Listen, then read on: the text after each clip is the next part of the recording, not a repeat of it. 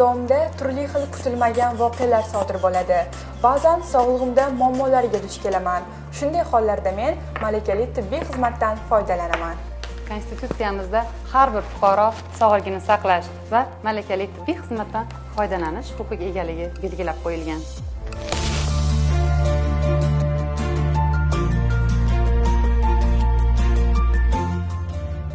Men uzoq yillar davomida mehnat qildim. Hozirgi paytda pensionerman. Hamda keksayganimda, ish qobiliyatimni yo'qotganimda, ishsiz qolganimda pensiya olish huquqi borligini bilaman.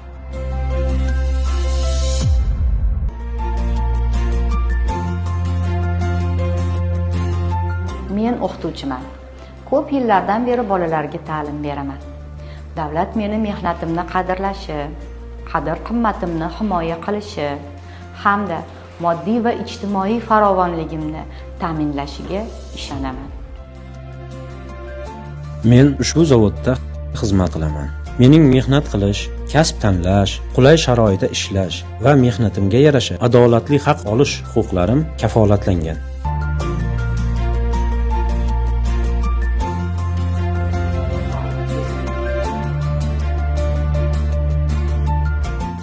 Men o'quvchiman va Konstitutsiyamizda mening bepul ta'lim va tarbiya olish huquqlarim borligini bilaman. Davlatimizda vijdon erkinligi kafolatlangan. Har kim xohlagan diniga e'tiqod qilish va hech qaysi dinga e'tiqod qilmaslik huquqiga ega. Diniy qarashlarni majburan singdirishga yo'l qo'yilmaydi.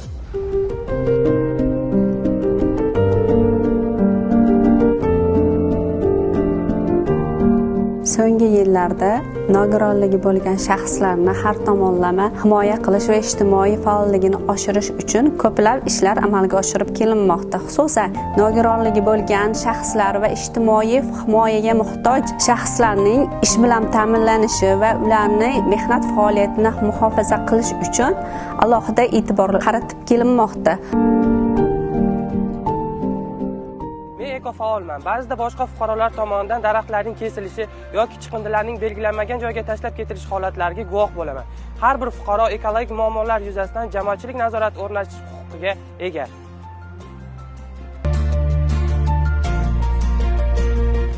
Men jurnalistman. Konstitutsiyamizga ko'ra har kim fikrlash va so'z erkinligiga ega. Jurnalist sifatida davlatimiz mening istalgan axborotni olish va tarqatish huquqimni ta'minlab beradi. Men mamlakatimizning umidli yoshlaridan biriman. Konstitutsiyaga ko'ra davlat mening siyosiy, ijtimoiy, iqtisodiy va madaniy huquqlarimni ta'minlaydi. Bizning intellektual, jismoniy, ijodiy va axloqiy jihatdan rivojlanishimiz uchun zarur shart-sharoitlarni yaratib beradi.